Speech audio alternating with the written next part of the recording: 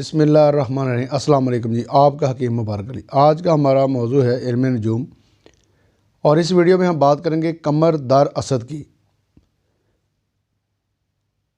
علم نجوم میں سلسلہ جاری ہے کہ کواکب کا 12 بروج کا اثر۔ جب بھی کوئی بچہ پیدا ہوتا ہے تو اس کا پیدائشی ذائچہ جو بنتا ہے اس میں یہ دیکھا جاتا ہے کہ اس کے ذائچہ کے گھروں میں کون کون سے کواکب یعنی سیارے کن گھروں میں ہیں۔ مختلف گھروں میں کواکب مختلف اثر رکھتے ہیں۔ ہم ان ہی اثرات پر بات کر رہے ہیں۔ آگے چلتے ہیں۔ ہم بات کر رہے ہیں کہ قمر در اسد کی۔ ان لوگوں کی جسمانی قوت اچھی ہوگی، آنکھیں پرکشش، متاثر کن اور بڑی بڑی ہوں گی۔ کسی کو نقصان دے کر آگے نہیں بڑھتے مگر ہمیشہ آگے بڑھنے کی فکر میں لگے رہتے ہیں۔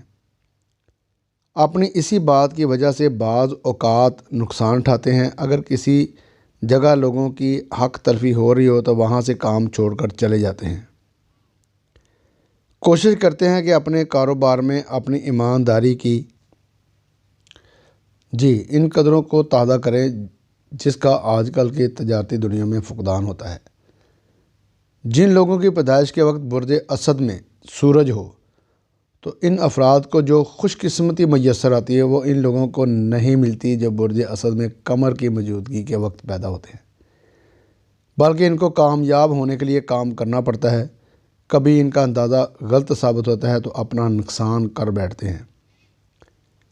کسی بھی شخص سے ملتے وقت جو وہ ظاہر کرتا ہے اس کو یہ سچ مان لیتے ہیں اور اس پر بھروسہ کر لیتے ہیں، مگر پھر ان کا تجربہ بتاتا ہے کہ ان کو اپنے نقطہ نظر کے لحاظ سے زیادہ پریکٹیکل ہونا پڑے گا۔ پالتو جانوروں سے غیر معمولی پیار کرتے ہیں، اپنے گھر والوں کو ہر چیز فراہم کرتے ہیں، گھر والوں کی ہر خواہش کو پورا کرنے کی کوشش کرتے ہیں۔ امید ہے یہ معلومات آپ کو دنیاوی کاموں میں فائدہ دیں گی۔ ہر علم کا مالک اللہ ہے۔